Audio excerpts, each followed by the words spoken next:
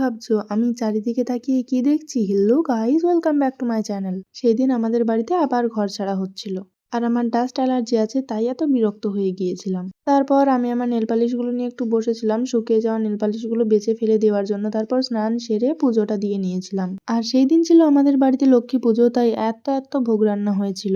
যদিও পুজোর কোনো ভিডিওই আমি করতে পারিনি, কারণ সেই সময় আমি স্নান করছিলাম। দেখি তো কে কে কমেন্টে বলতে পারো যে এই থালাটার মধ্যে ঠিক কত রকমের পদ আছে আর কি কি পদ আছে।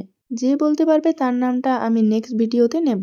বিকেলের দিকে ঋতুদের বাড়ি গিয়ে ওর একটা পারফিউম এসেছিল, সেটারই আনবক্সিং ভিডিওটা আমি করছিলাম। সেই দিন সন্ধ্যেবেলা বাড়ি ফিরে আর কিছু খাওয়া হয়নি, একেবারে ডিনার করে নিয়েছিলাম। আর ডিনারে ছিল লুচি, কুমড়োর তরকারি আর পায়েস। আমি সেদিন প্রায় 10:30টার দিকে ঘুমোতে চলে গিয়েছিলাম, এমনকি ঘুমানোর আগে আমি সেই দিন ফোন অবধি দেখিনি। কিন্তু তাও কেন জানি না অনেক রাত অবধি আমার সেই দিন ঘুম হয়নি। তো চলো এবার ঘুমোতে যাই, তোমরা সাবস্ক্রাইব করো।